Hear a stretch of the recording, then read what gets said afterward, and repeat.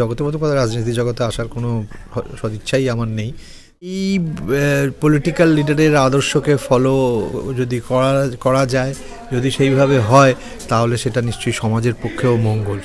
অভিনয় করার সময় মনে হয়নি যে আমি মেকি জিনিস করছি, কারণ আগে বলো। ভালো আছি গো, খুব ভালো আছি। তোমাদের সকলের ভালোবাসায় শুভেচ্ছায় ভালো আছি। আর এই যে শ্বশুরমশাইয়ের একটা যে ভূমিকা, সেটা বেশ মজার তো নাকি? একদমই মজার নয়, খুবই দুঃখের। কারণ এই মানে শ্বশুরমশাই তো মানে পলিটিক্যাল লিডার, সুতরাং তাকে ঘিরেই সেই ছেলে আর বৌমাকে শাসনে রেখে আজকে এই সিচুয়েশানে আছে।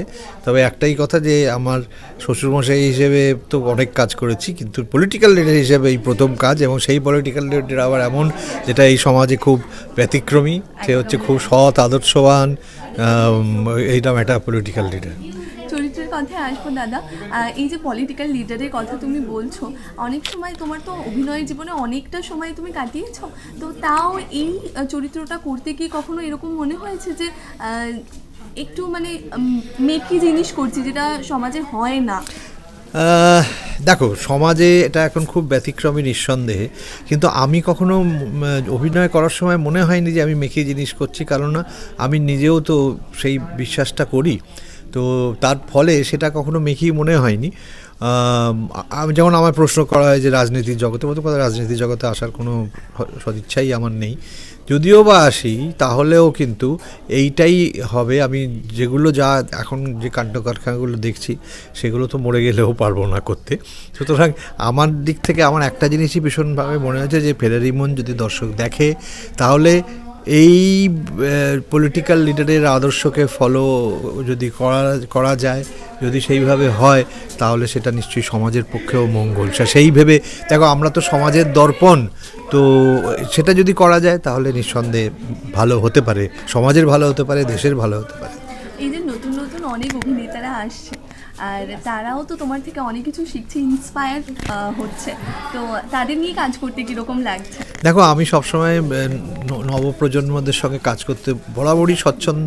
তার কারণ হচ্ছে যে আমার খুব ভালো লাগে, আর নতুন ছেলেমেয়েরা তারা যথেষ্ট ভালোবাসে, শ্রদ্ধা করে, তো আমার কোনো একবারেই অসুবিধা হয় না। আরও কেন অসুবিধা হয় না, তার কারণ হচ্ছে যে আমার পেট চালানোর জন্য এখন কাজ করতে হয় নিশ্চয়ই, কিন্তু আমার মূল যে কাজের ক্ষেত্রটা যেটা এখন, সেটা হচ্ছে নতুন ছেলেমেয়ে তৈরি করা।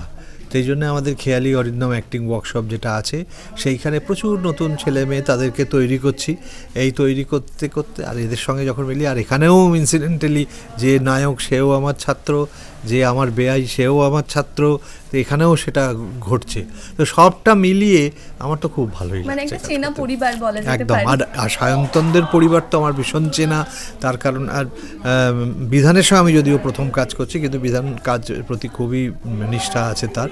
আর সায়ন্তন, যেটা সায়ন্তনের আগের প্রোডাকশানেও আমি দীর্ঘদিন কাজ করেছি, সেটাও 750 এপিসোড চলেছিল, কন্যাদান, আর এটাও 500 পর্ব। সুতরাং সেটা আমার কাছে একটা বাড়তি আনন্দ। আজকে যে এই বাড়তি আনন্দর আমরাও সামিল হতে পেরেছি 500 পর্বে সেলিব্রেশন, কি বলবে? এইটা চলতে থাকুক, সায়ন্তনও এরকম ভালো ভালো প্রোডাকশান করে ওরও জয়যাত্রা চলতে থাকুক। আপনাদের কাছে অনুরোধ, দর্শকদের বলছি, আপনারাও এইভাবে সমর্থন করতে থাকুন, কারণ আপনাদের সমর্থন ছাড়া তো কোনো দিক থেকেই কোনোভাবেই এগোনো যায় না। সুতরাং আপনারা সমর্থন করুন। আমরা যতই চেষ্টা করি না কেন, আপনাদের সমর্থন না থাকলে কিছুতেই এই সাফল্যে পৌঁছানো যায় না। এইভাবে সমর্থন করতে থাকুন, ফেরারি মন চলতে থাকুক, ভালো থাকুক সকলে। Thank you.